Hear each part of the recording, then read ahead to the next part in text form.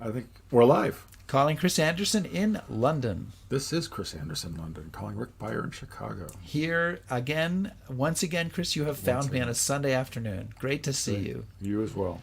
And Chris and I, look, we go to a lot of places, but we always try to be here on Sunday afternoons to talk to you about history and have a cocktail. Do you have a cocktail, Chris? I do.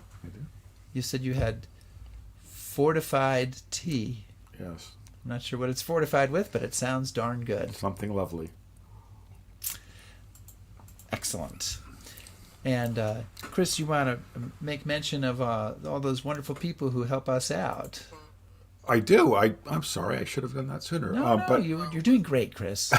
You're really getting the hang of this. Thanks, Rick. No, I wanted to actually make a point of thanking all of our Patreon supporters with the neat graphic that we now have there. Just especially our top shelf patrons, but all of the people who support us on Patreon. And we joke about it quite a bit, but we do really seriously appreciate your supporting us. It means a lot, and it helps us do some really great things. So thank you. Yeah, and you can check out our Patreon site. We also have some other interesting content and stuff there, and we sometimes do book giveaways and stuff. So it's worth going to patreon.com/historyhappyhour. So we have folks joining us from all over the world. Chris, who have we got there? Really all over the world. We have Xavier from Spain, of course. We have Bodvar from Norway. So we span the globe. Doreen, Tennessee. Well, Ken from Mobile, Alabama. Yeah. The Templins. George Laws. Hey, George. Excellent. You need to send me some more Jolly Ranchers. And Wally. Doug McCord, Wally Morrison, Tom Benner, and who says you have switched sides. Oh, are we? I thought maybe it's I'm in London and Chris is in Chicago. No. We're not sure what controls who's on which side. We have to examine that sometime and figure it out. Chris, have we killed enough time to actually start this puppy? I think we probably have. All right. Well, give me the cue.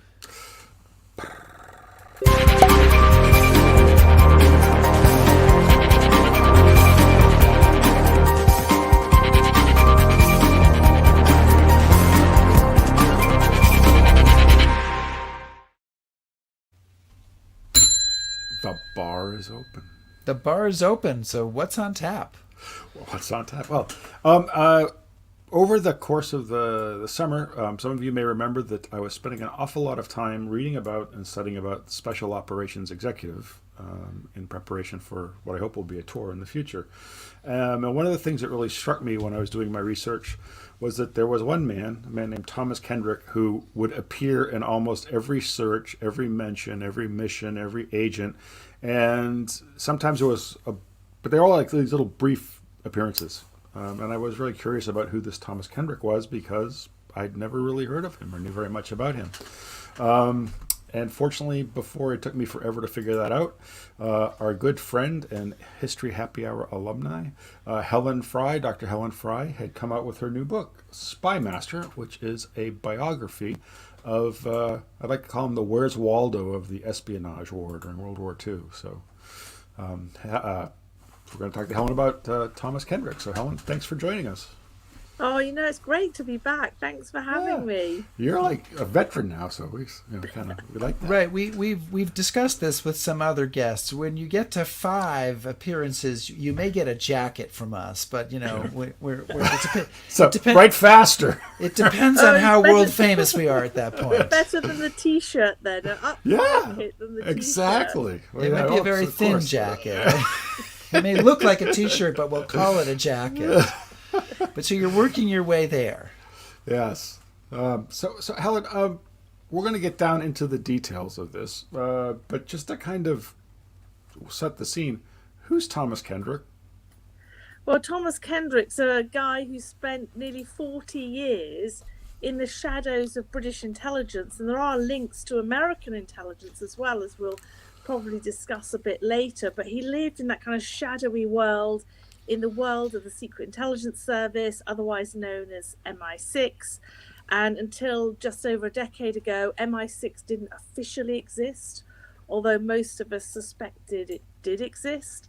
And he was part of that world, and very little is known about him. The official MI6 history has just a couple of paragraphs. Right. And you know, those kind of characters are probably going to turn out to be the most interesting if they've just got a few lines about them in official histories. They're the ones perhaps we should try and look at. Well, absolutely. I mean, I just thought it was so intriguing that this name it would just pop up briefly, and then you'd wonder. But everybody, he's everywhere. Yeah. So Really, really significant character and at the heart of British intelligence and the Anglo-American intelligence relationship from the Second World War. But his intelligence career starts towards the end of the Boer War. In fact, he had an American father, so that will be of interest to your American audience, and a South African mother. But he was born in British South Africa. But okay. I love the way that he begins his espionage career, his intelligence career, very early on, at the end of the Boer War. So we're talking about 1900, and he's cycling behind enemy lines for the British forces for a bicycle brigade. I just think that's great, isn't it? So he's down in South. Dangerous. This is down in South Africa Yeah. in the Boer War, and the British are fighting the South African troops, and he's there. He is South African born, but or South African father, but obviously loyal to the British, and he's chugging along on his bicycle behind enemy lines, picking up what he can. How old is he at that point? He's probably So he's 19 years old. Wow. So he's part of a small group that are sent behind the lines, and you know, it gives him his taste of espionage. Really, I think that would mark out very quickly after the Boer War when he moves into traveling around the region, and particularly into German occupied areas, very quickly moving into the diamond mining industry as a stockbroker and traveling with international links. And I love that, because what I discovered during the research, something I wasn't expecting, was that many of the figures that go on to found the British Intelligence Services, or the British Secret Bureau as it first was in 1909, before that, many of them were involved in espionage, intelligence in South Africa.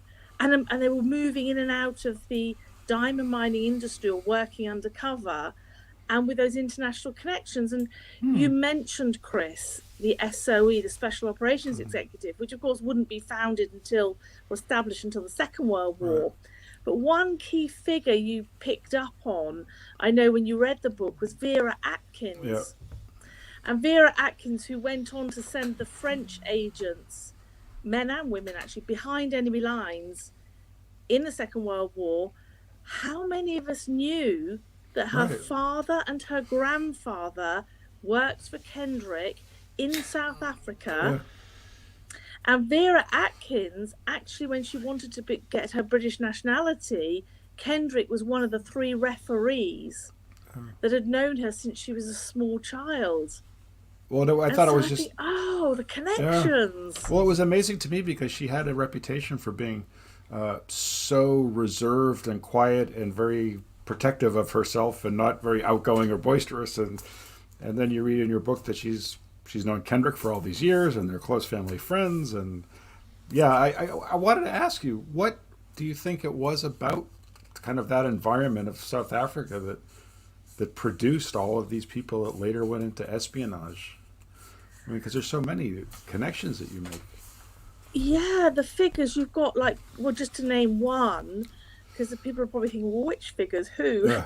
Claude Dancy, he's there, and he goes on later to become the deputy head of MI6. Yep. You also have Alexander Scotland, the nephew of George Bernard Shaw, who goes on to work with the Intelligence Corps. It's not clear that he ever worked for MI6. That's disputed. He himself, in his memoirs, said he went on to work for MI5. Again, that's sometimes disputed in intelligence circles. But you have Kendrick's own brother-in-law, Rex Pearson, who, again, would spend nearly 40 years of his career in MI6, or Secret Intelligence Service, and he would, in the First World War and the Second World War, he was the pigeon man. So he would send pigeons behind enemy lines, hoping that the messages would come back, which of course they did. So you've got, and there are many other figures, the Joel brothers at the heart of the diamond mining industry. They go on, we know from the official MI6 history, to work for MI6. So these they are moving in these circles, gaining intelligence, because Germany's a threat in this period. And I'm not sure whether we kind of realize that even before 1909, Germany in the years before were emerging as a threat. And in South Africa, it was evident that they had new kinds of guns that they were developing, and that's what we were essentially spying on.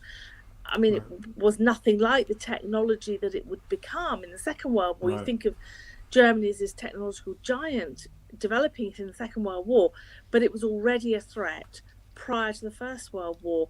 And the intelligence on the German threat is not coming, well, it does come from within Europe, but it also comes from within South Africa, and that's where Kendrick is at the heart of it. So he's forging connections and building a network already of agents that are working for him prior to the First World War. And they would go on to work for him for pretty much, you know, throughout most of the first half of the 20th century.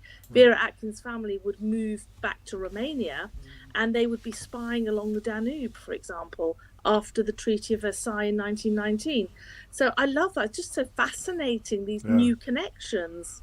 Absolutely. Do you think there's something, you know, it strikes me thinking about this, that in espionage and other secret activities, some of the most important people tend to be people who are kind of, I'll call them multinational, that are born in one place. They're born in South Africa or Austria or Poland or someplace, and they've maybe become naturalized British or American or something else. But there's a fluidity or a I don't know if it's just a way of thinking when you kind of master multiple languages and have already kind of interacted with different cultures, maybe that lends itself to espionage.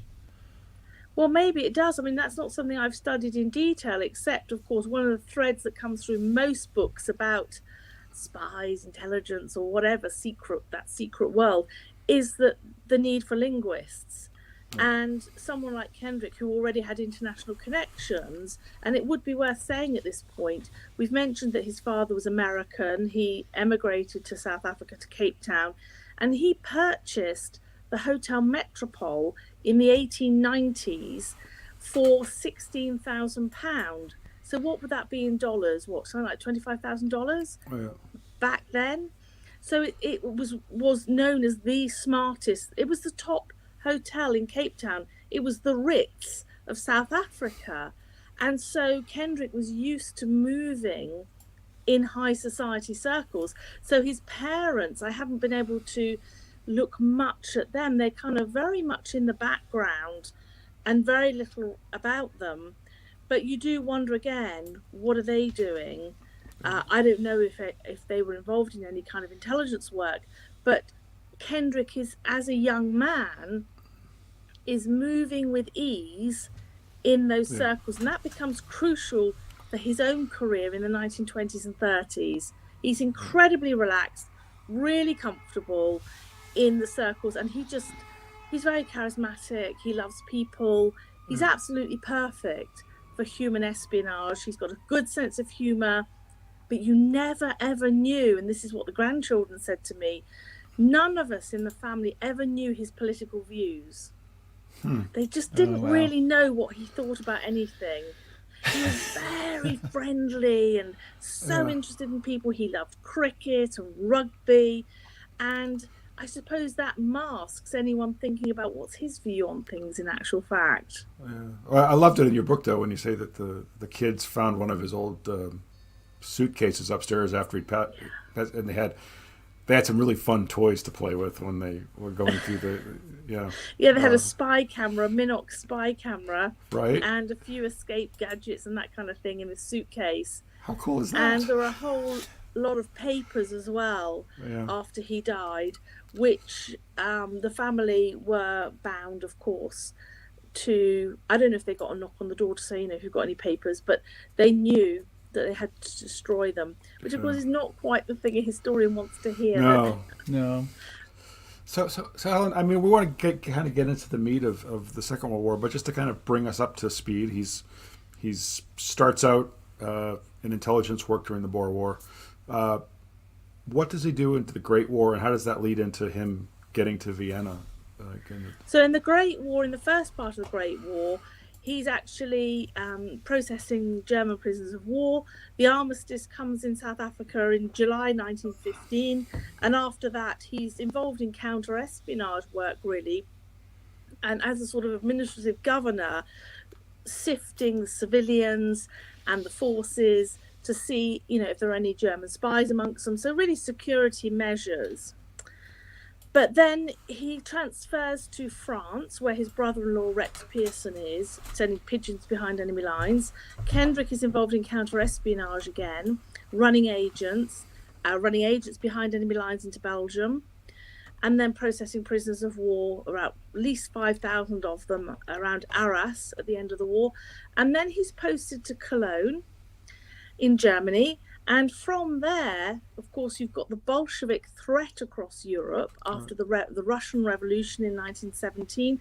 And what the Bolsheviks are doing, and this might be new to your listeners, is that they are sending spies and agents into the armies of Europe that are disbanding and trying to turn them towards communism and Bolshevik thinking and trying to get them to destabilize democracies in Western Europe.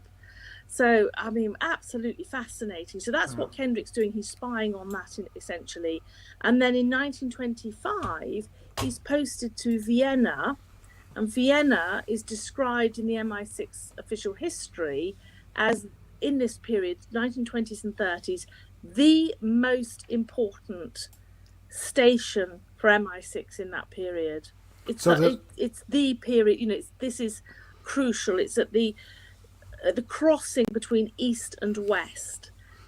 And so for Kendrick to have that posting, he's obviously highly regarded by people in the field, and he must be a pretty significant person. Yeah. We don't know, to be given that job. Lot. Yeah. It's it's too important to leave this in the hands of an incompetent officer.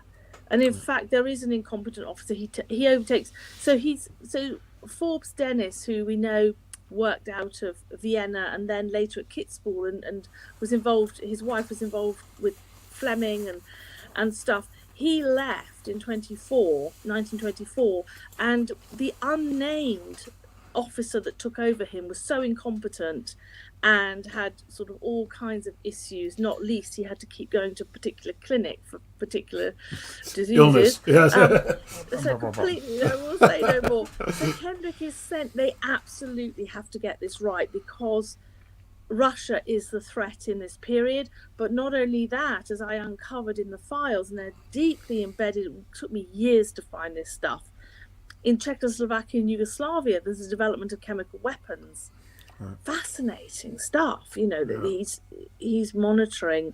So Vienna is crucial because you've got spies moving. It's the center of espionage now. Spies of all those countries, including our own, moving in and out. Really, really crucial. So he's got his networks completely across Czechoslovakia, Hungary, into Romania, right up eventually after the Nazi regime comes to power, right up as far as Danzig. He's also sending agents into Italy. He's got a huge brief and a very, very important one. Well, and we have a great picture that you sent us, and this is Kendrick at the time in Vienna, and he's very much the gentleman, isn't he, Helen? Yeah, in Vienna, he is building his network. And one of the ways he's doing that, yes, he's got journalists who are working for him, but he's moving also in high society. He's Roman Catholic. And in a Catholic country like Austria, that might be one of the most significant reasons he would be able to move with ease in a very conservative Catholic country. And we soon find amongst his guests, because every week he's hosting cocktail parties with his wife in their apartment in Vienna. He is undercover as the British passport officer, but not doing much passport work. So he's having this wonderful time and enjoying Viennese high society. He's mixing with intellectuals, with musicians, any of whom could be part of his network, or at least if the crunch comes at any moment, particularly with the rise of Hitler, these are people he could draw on, not only for intelligence, but as we know later, to hide Jews. And there's a whole raft of aristocrats across Europe that actually help him. And again, that's a really fascinating area. And one of the things that was really fascinating is that he's married, and his wife has absolutely no idea what he's doing. Can you tell us a little bit about that? I'm still hoping that one day we'll work out between us, myself and the family, when his wife Nora knew about his work. Was it as late as the funeral, when the unusual the men in trench coats and trilby hats turn up, and they're sat in the back row of the church, and the grandson says to his mother, this is Kendrick's daughter, "Oh, who are those men?" And she said, "Oh, they're from the British Secret Service."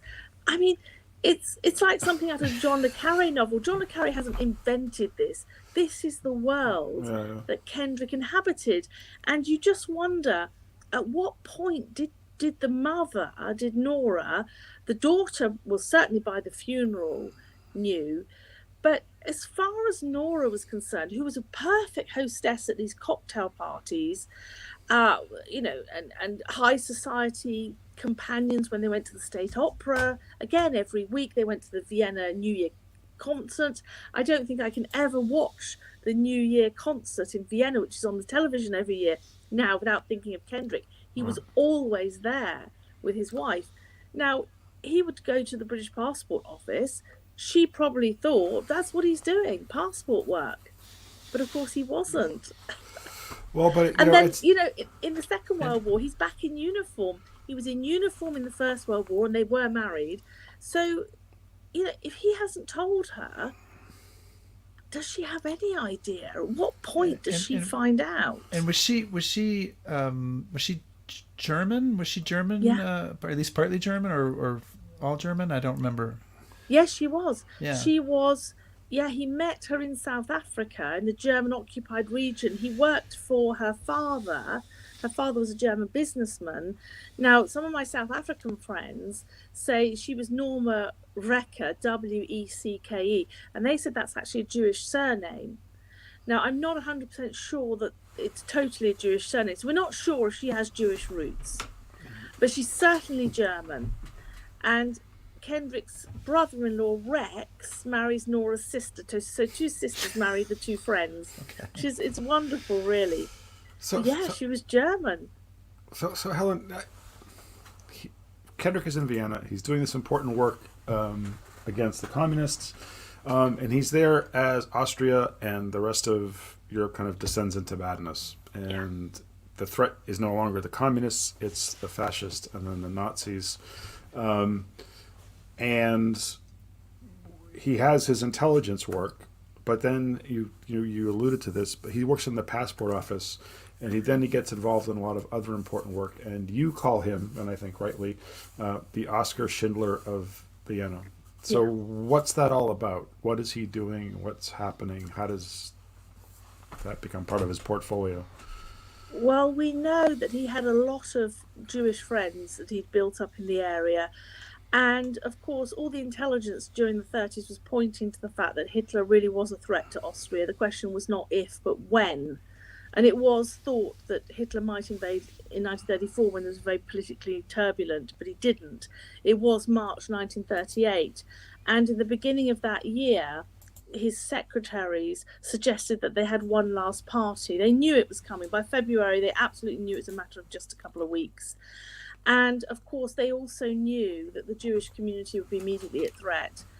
And what happened within 24 hours of the Anschluss, as it's known, as Hitler's annexing Austria, the passport office was now chaos. You had hundreds of Jews queuing around the building, down the street and around the corner, literally hundreds. And some days they reckon 700, 800, 900. And then they come back the next day because they hadn't got through the first day.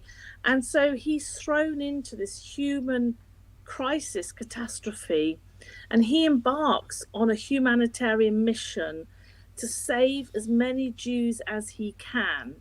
And we know the official reports say he saved up to 200 Jews a day.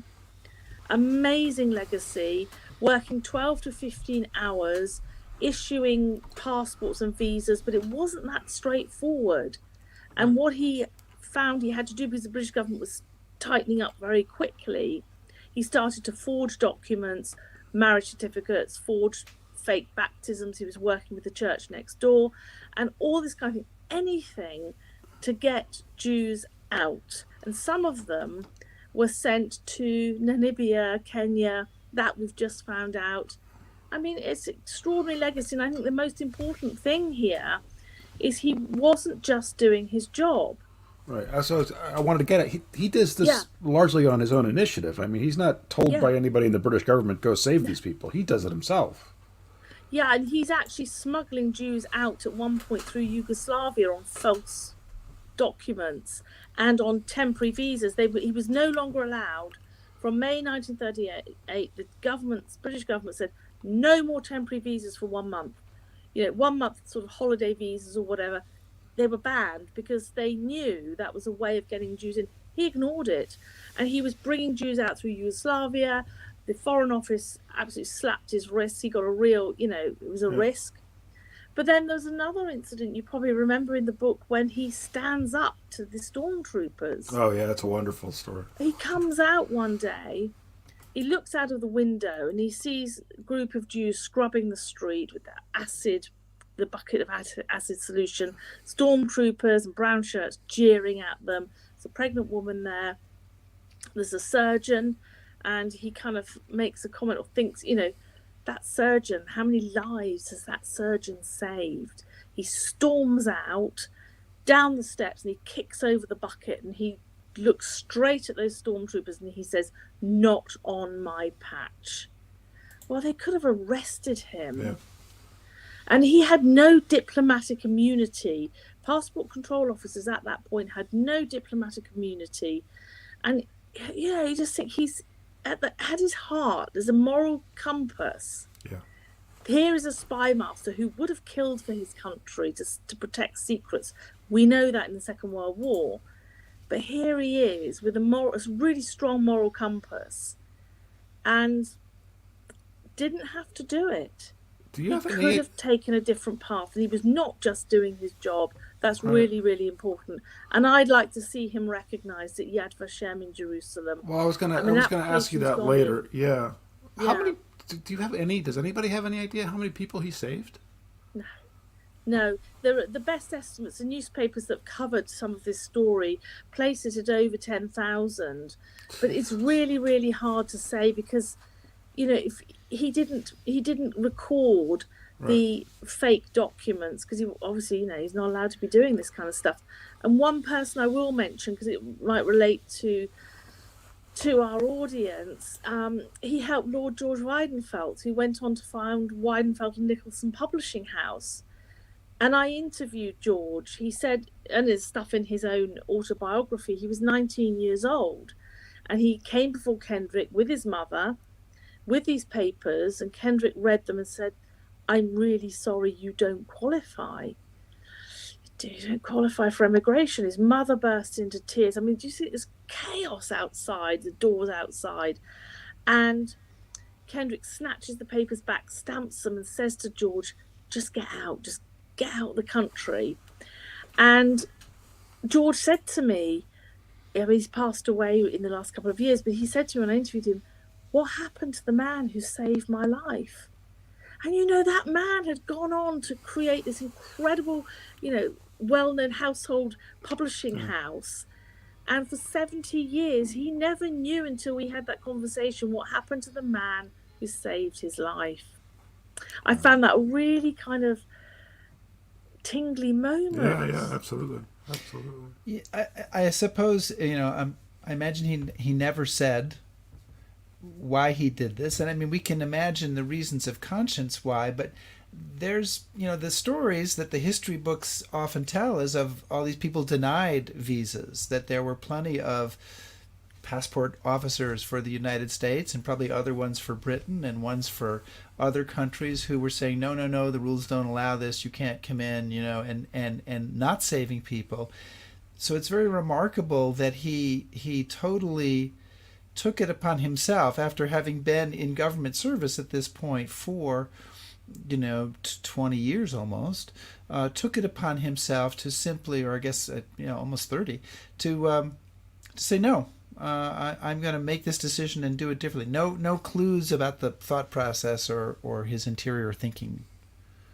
Well, there are a whole raft of spies and diplomats across Europe, British spies and diplomats, who do help Jews out.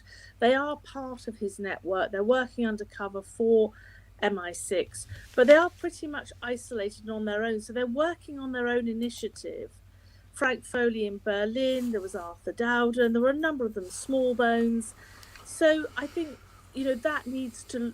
There has been a book on Frank Foley, but there needs to be more on some of the others too. They also need recognizing. But Kendrick, they were pretty isolated because this was a crisis moment, and so he had to act on his own initiative.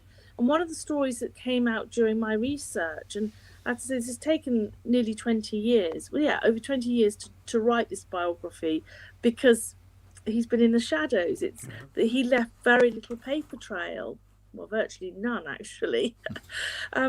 So, he's working on his own initiative, and the story comes out, and I think only he did it. They had a notice, he put a notice in the back of a car, chauffeur-driven car, that said Corps Diplomatique, and in the back were a couple of Jews, and was getting them out over the border. And he knew, couldn't do it too often because it was risky, but he knew pretty much those border guards were not allowed to stop a diplomatic car. Well, I think he's the only person that did that. I've never heard of that story before. And so he's thinking anything to rescue people. And he's also rescuing communists that he was spying on in the early 30s, because they're also at risk. So he has an ordinary day at the office and saves a couple thousand people from the Nazis, but then on the side he's maintaining this espionage network. So what's he doing with that part of his life while all this is going on?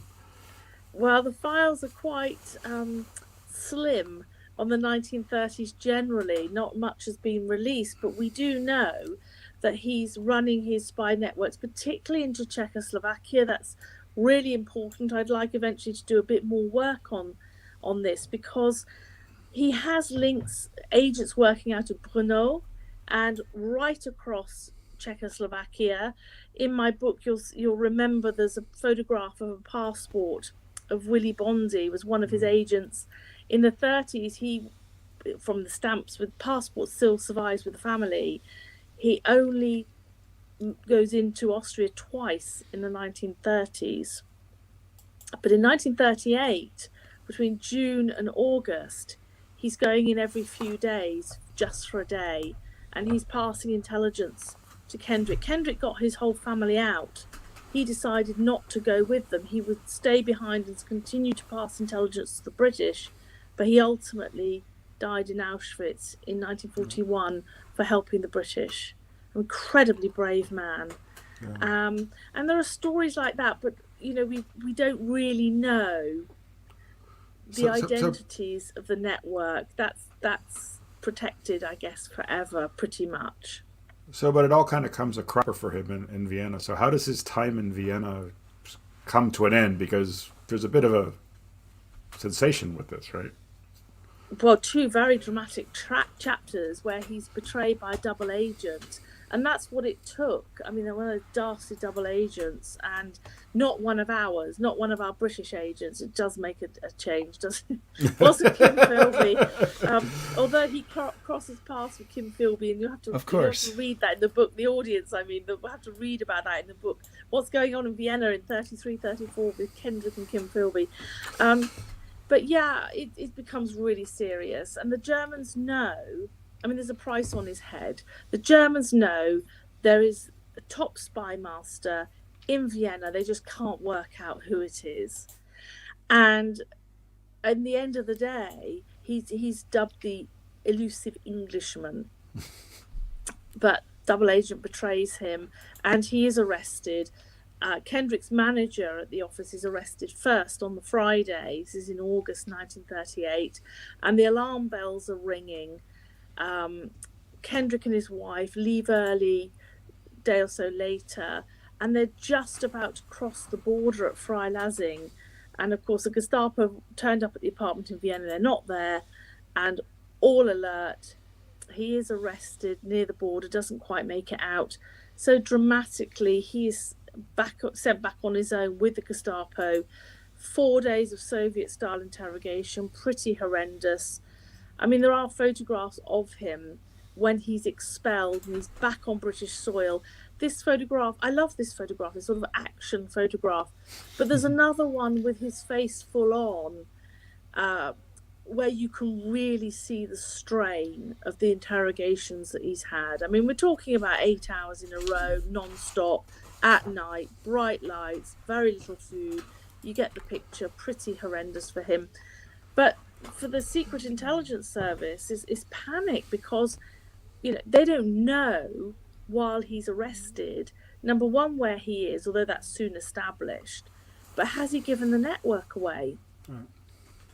The whole, it is described in the MI6 history as the most serious incident to befall MI6 in its first 30 years history. So that will give us an idea of how significant this was. So, Helen, a couple of questions from the audience coming up. And you talked about working on this for 20 years. And so Catherine Hurst wants to know, when did you really start finally finding information on Kendrick? And I would add to that, I mean, the whole thing about the saving maybe 200 Austrian Jews a day, is that something that anybody knew about before you really started digging it up? No. Or was it really something that you discovered? Yeah, there's a very brief mention of this rescue effort in Michael Smith's book, which he wrote about Frank Foley. Frank Foley saved, as I said, Berlin's Jews. He was British Passport Office undercover, working for MI6. He was one of Kendrick's colleagues. They were quite close throughout. They served together in the First World War and in Cologne. So there was something there, and that's where I first heard about Kendrick, actually. And I was inspired. I thought, well, if Michael Smith, who's a very dear friend, a wonderful historian, I thought, well, if he's been able to write a whole book about Frank Foley, surely it's possible to do the same for Kendrick. I thought this man, Kendrick, deserves to be recognised. But it's taken 20 years because I've had pieces coming together across that period. And I've written books in between whilst this was on the back, well, not on the back burner, I was actively. And so sometimes when you give a talk, someone comes out of the woodwork with a bit of extra information, which is a lead. But it has literally been 20 years of interviews with people, with personnel that worked for him, for people that he saved, and also just literally trawling paper for days on end, Oh, yes. Yes, we do. Yes, we do. Yes, we do know. Chris, can I ask absolutely, Wally's question as well here? So Wally Morrison says, what was the chain of command? Who did he report to? Was he closely monitored? And did his superiors know of his work to save Jews? So the chain of command, so his ultimate boss was the head of MI6, known as C. All signed in green ink. Okay. C. Here we go. C for G. Well, I have green ink. Still coming. Yeah, the first chief, of course, who signed C in green ink, and apparently it's still done to this day. And every now and again, if there's MI6 doesn't release its files, as you guys will know, but the audience may. I often get asked this: have I used the MI6 files? No, I haven't. I haven't been lucky enough to be given any access. But occasionally in MI5 files, you'll see a note from MI6, and occasionally, and in some of the Bletchley Park files, it's signed C at the bottom in green ink, and you think, and it is always exciting when you inadvertently turn the page and you see. I don't know, it's just something really quite exciting about that. It's a bit kind of James Bond in many ways. Right. So he reported ultimately to the head of MI6. He was also in touch with Valentine Vivian, a key figure in counter-espionage, at MI6, and he was very closely working too with Claude Dancy, who in the Second World War was deputy head of MI6. And of course their friendship and links go way back to the Boer War period, Right. or just after. So now, just his life in Vienna, that would have been a remarkable achievement, a remarkable life. But he comes back to Britain, the war starts, and he gets involved in another program, which, I think rightly, as you point out, is equally as important as what happens at Bletchley Park to winning the war. So what is it exactly that Kendrick gets up to next? He is setting up from scratch, with no blueprint, a unit that would bug the conversations of German prisoners of war. And I think we may have talked about this before. I can't remember. Did we just speak about MI9 before? But I wrote a book, a sort of part one to this, The Walls Have Ears, which is the history of this unit. Again, the first person to write the British side of this story, and the story of the secret listeners who would work for Kendrick, that would be listening to the conversations of thousands of German prisoners of war and eventually Hitler's top commanders. So Kendrick is working from scratch to set up this unit, knowing that it's not just the signals intelligence we need and the cracking of the Enigma codes, hugely significant, I mean, absolutely vital to the outcome of the war, that we're eavesdropping, but we're also cracking the Enigma codes and into Hitler's communications. We know that the legacy of Bletchley Park, but not everything is coming out through those means. So we also need, again, it's good old human intelligence. Right. Kendrick knows that the prisoners of war, oh, wonderful, you've got my book up. Yeah. The prisoners of war are going to have important information that they're not going to give up in interrogation. So he wires 3 secret sites for sound and collects intelligence. His personnel gather intelligence, which I've shown made a material difference and has now been recognised by Historic England here in the United Kingdom. It's one of our most prestigious institutions, has now accepted that this operation of Kendricks, the work of the secret listeners, was on a par with the code breaking at Bletchley Park. So that's really good to know. But that's, again, as a result of careful analysis, ploughing through thousands and thousands of pages at the National Archives and really sifting the intelligence myself and working carefully on how. It's all very well to work through these huge files, but did all this information have any impact on the outcome of the war? So that, again, has been a major piece of my work. Right. And what I've done in Spymaster, in Kendrick's biography, I've got a little bit about the background, but I couldn't repeat everything that's in The Walls Have Ears. Yeah. So I've done a deeper dive into the intelligence significance, and it just blows your mind what this man achieved through his unit, working after Pearl Harbor very closely with American intelligence officers that come over to the United Kingdom. So really, really, he's at the heart of Anglo-American intelligence cooperation as well. Well, and I think, I mean, we've talked about this before, and by the way, you can listen to our earlier interview with Helen if you go onto the check out our on YouTube. We have youtube.com/history happy hour, and you can find, I think that was show 45. That's my memory there. Show 45. We've got all the numbers. Oh, you're impressive. Yeah. Woo.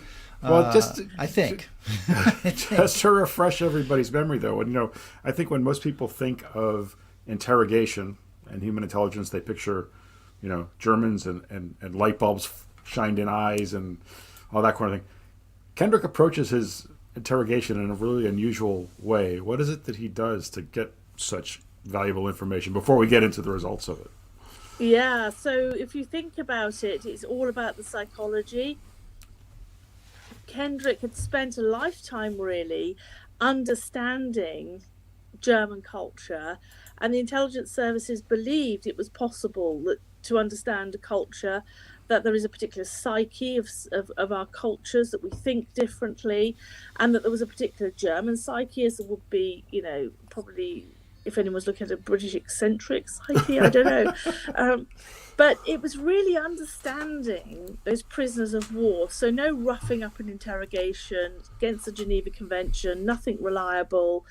But if you understand, how are you going to get information, and well, particularly from Hitler's top commanders, if you charm them, if you give them a life of relative luxury in a stately home, if you pamper to their egos, understanding Hitler's top commanders in particular, highly full of self-importance and huge egos, Yeah.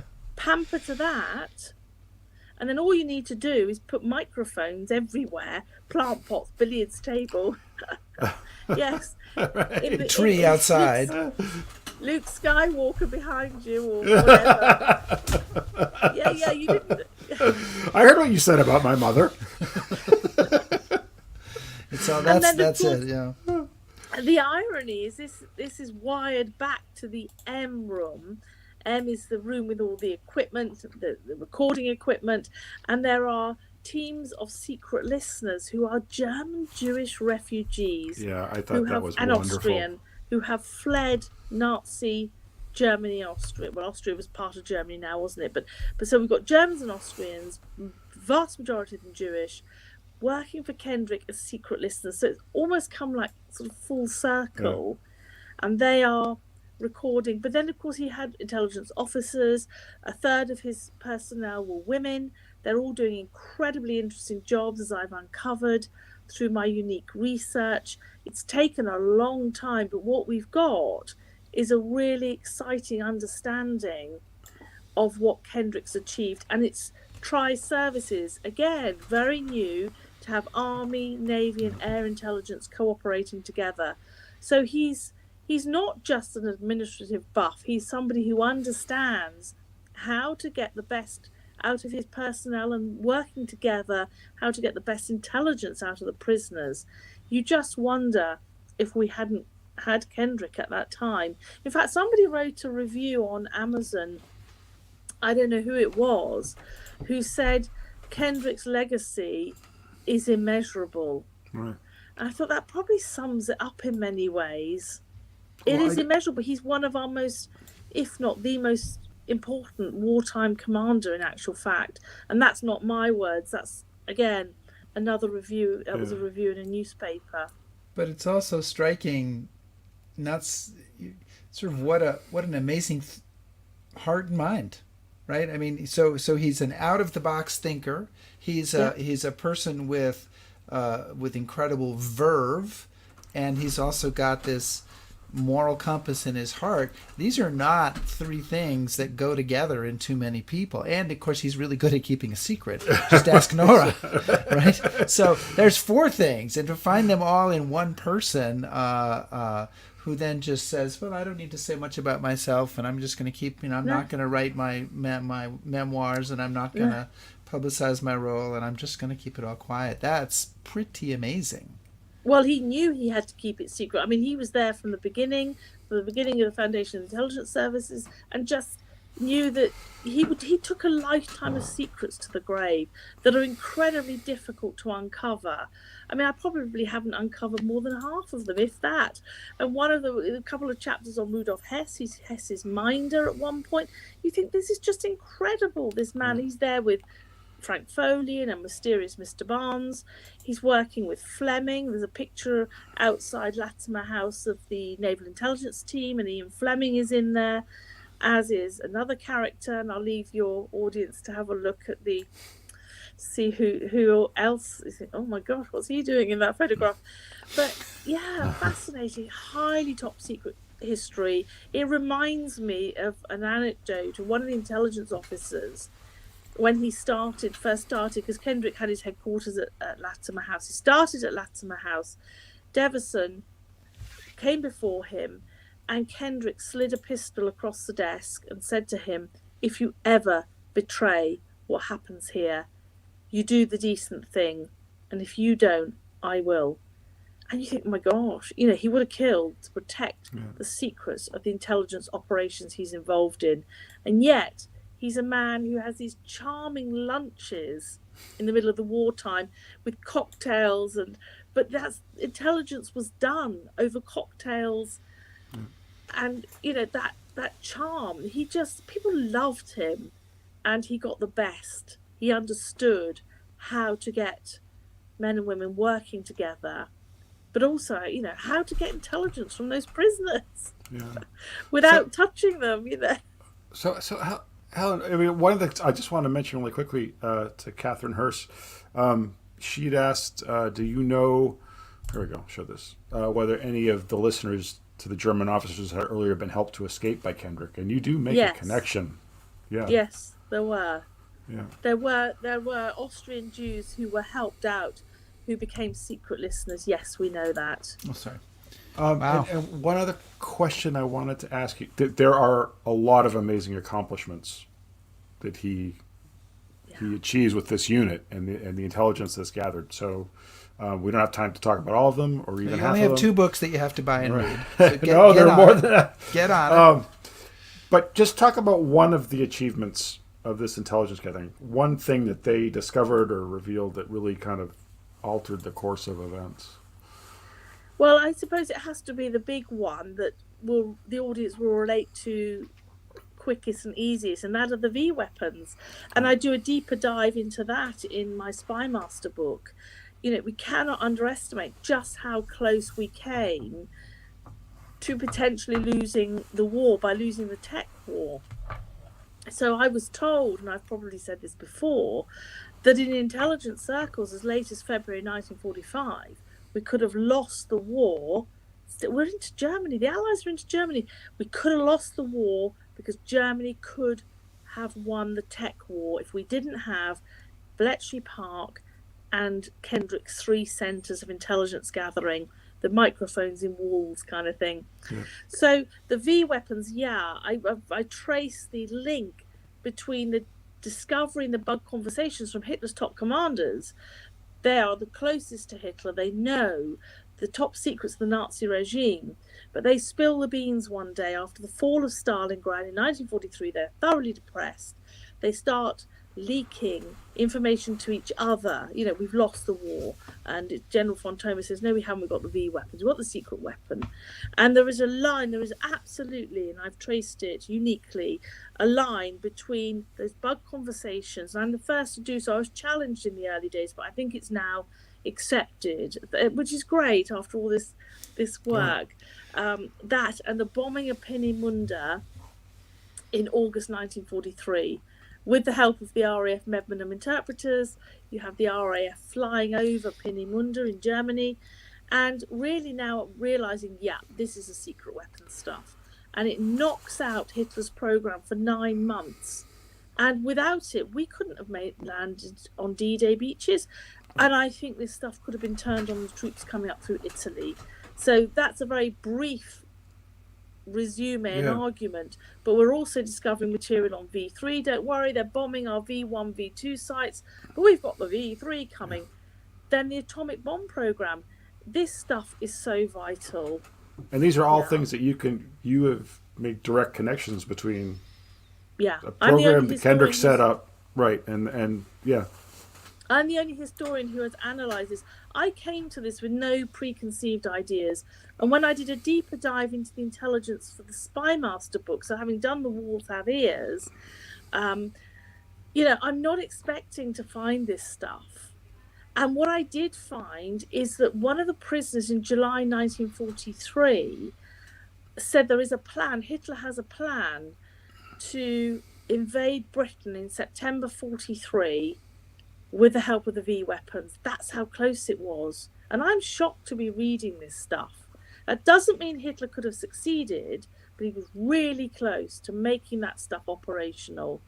And I do stand by this and say that without this intelligence, we've got to understand it absolutely could have nearly cost us the war. But one thing I do want to add to that, again, we think of this massive intelligence, and we're talking about 75,000 transcripts of conversations and intelligence reports. It's an industrial intelligence gathering organization that's working closely with Bletchley Park, with the other intelligence agencies. But it's not just winning, and this is what I realized in Spymaster, it's not just winning the intelligence war against Nazi Germany. By 1943, Russia has emerged again as a long-term threat. And what you've got in these bug conversations, inadvertently, those generals in particular, but not only the generals, are giving up information about Russia, the Russian fighting capability, new weapons. There's one conversation which says that Russia is a month ahead at least of Germany in its atomic program. I didn't know that. I mean, of course, it will soon get overtaken. So finally, just to say on this point, what Kendricks' unit has done, I mean, this is why I think his legacy is immeasurable. It's helped materially to win the war against Nazi Germany. Absolutely. Without it, we could well have lost. And it's also prepared us for the Cold War and the new threat, long-term threat from Russia. And it just blows my mind what this man has achieved through this unit. Before we let you go, Helen, and we don't want to let you go, but I know, Chris, you were visiting Kendrick's lair not too long ago when you were prepping for the SOE tour, which we hope which is on the schedule, by the way, of Stephen Ambrose Historical Tours for next year. If you guys are interested in checking that out, you can sign up at StephenAmbroseHistoricalTours.com. So you visited Latimer House. Chris, tell us a little bit. I mean, let's bring that up. I'm not sure how you want to do it, but no, I just we were. I actually, after reading Helen's books, I had to see this site. It's a wonderful, very schwanky resort, and it's in gorgeous English countryside, and you come upon it, and it's all still there. Unfortunately, that day they were having a medical conference, so I got shushed out and I stuck my head in the door. But that's the entrance. I know Helen goes and speaks there quite often, and unfortunately, I don't have a picture. Well, there's one picture you can show next, but before you do, just to the left, there's a porch or a patio, and that picture didn't turn out so well, but it's a wonderful patio where there was. Helen has some wonderful pictures in her book of some Royal Naval officers on that patio drinking pink gin, which apparently was the favorite drink at the time. But Ian Fleming of James Bond fame is in the picture, and several other people that whose names you and you just you look at the picture and you're like, holy cow, they all knew each other and they drank together and they all stood on that spot, and it's pretty. And Chris Anderson has stood. That happens to be That happens to be that's. Oh, that's great! I love that photograph. On those steps, that's where the picture of the secret listeners was taken, and then another one of Kendrick's army personnel. So my next life. Well, that's wonderful. Yeah, it's got a sense of place there, hasn't it? The locals call it Spy House. I think they just love it. It's absolutely Helen Fry, thank you, Dr. Helen Fry, thank you so much for joining us. And to remind our listeners, Helen Fry is the author of the new book, Spymaster, The Man Who Saved MI6. But let us not forget the subject of show number 45, The Walls Have Ears. So, if you're into this topic, you've got a couple of books there that you can look at and some amazing research and stories uncovered that Helen has done. Helen, I think you're a national treasure over there. They should honor you for all of that. So thank you so much. Thanks, and we if you hang on for a moment, Helen, we'll chat with you when the show's over. But thank you so much for joining us. Thank you. Buy the book, guys. Okay. Bye-bye. Wow, fantastic. Again, our second fantastic show with Helen Fry. She's well on the way to the jacket. I think she can make it. And I'm sure that keeps her up at night. Well, I know Andrew's got 3 shows and she's only at 2, but Andrew's 2 shows. Joe Balkowski has 3 shows. Yeah, he may get the first jacket, but we can make more than one jacket. Really? I think. Let's not get crazy. I don't know. Let's not get too crazy. We have next week we're going to continue on with World War II, and we have a new book about the 5 crucial days between the Japanese attack on Pearl Harbor and when Adolf Hitler declared war on the United States. So it wasn't set in stone that we were going to go to war with Germany at the same time we went to war with Japan. And so there's a new book. It's gotten some great reviews, Chris. That's called Hitler's American Gamble. And we're going to have Brendan Sims and Charles Latterly, the authors of this book, next week to talk about it. So that should also be an exciting and interesting show. Yeah, I got to say, every time you think about Pearl Harbor, you think everything's been said. And I promise you, when you read this book, you'll learn a lot of new stuff about December 7th. So and check it out. 8th and 9th and 10th yes. and 11th. So okay, Rick. Okay. Just saying. Okay. You sure you weren't a grammar teacher? I'm pretty sure. Okay, based on just my checking. writing that I was not a grammar teacher. Okay. Thanks everybody for joining us. See you next Be week. safe, everybody.